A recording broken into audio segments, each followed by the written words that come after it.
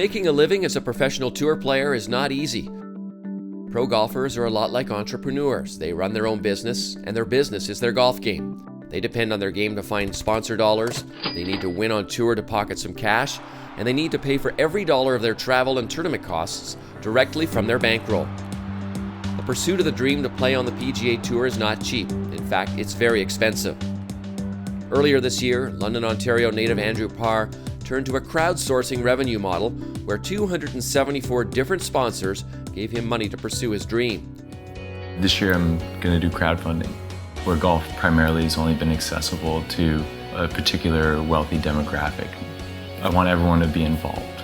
I want to try something new in golf, to get a whole community of sponsors behind me for this 2014 season. He was able to muster up close to $100,000, which will cover the cost of 1 year of pro golf. Canada's youngest crop of pro golf dreamers have found the road to the highest level of golf to be just as expensive. After our first few events, you kind of get an idea of how much it's going to cost and what your weeks look like. And I mean, it's not cheap to go through there. I mean, it depends how, I don't know the word, like stingy you are about things, like whether you're going to stay at a very, very nice hotel or bare minimum. It's never really been about making money. I mean, that's great. I mean, we all need money to live, but my goal is to just advance the PGA Tour, and whether I say I break even and I'm able to do that, or I make $100,000 doing that, so be it. If you want to be a professional, then you got to act like one. You got to really put in the time and money. It's almost like an investment to yourself.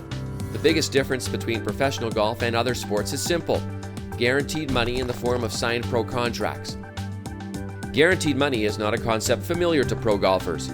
Just because a golfer has status on the PGA Tour doesn't mean he's assured of a weekly paycheck for competing. Instead, golf nomads play in events every week hoping to earn a big payday with a top 10 finish. Sometimes that comes in the form of a $1 million check for winning, and sometimes it means not receiving anything at all for failing to qualify for the final 2 rounds of an event. I think golf is the only sport where your money isn't guaranteed, and you can have a lot of expenses getting to an event, especially if it's a long haul travel, and you might go away losing money for the week, but the upsides are quite big. But it's it's a different concept to those other sports. It's an individual sport, it's not a team sport. So it's unique in its own way, and I think it works. In 2014, the NBA paid out close to $2 billion in salaries. Major League Baseball paid out close to $3.5 billion, and the NFL was right there at $3.5 billion as well. All of this money is guaranteed. Win or lose doesn't matter. Every year, the PGA Tour gives away $325 million to winners on tour, but not one penny of it is guaranteed. If you're one of the best out there in basketball or baseball, whatever it is, you make a good living. You pretty much get as much as good as you are. It's the same as golf. If you're really good, if you're one of the top guys and you perform, your endorsement deals are good, and you make a good living out on the golf course. If a golfer doesn't play well, then his meal ticket, his flight to the event, hotel, car rental, coaches and caddies are all a direct cost to his bottom line. It's not easy making a living on the PGA Tour, and even harder to sustain that lifestyle from year to year. But the likes of Tiger Woods and Phil Mickelson have earned tens of millions winning major events on the tour.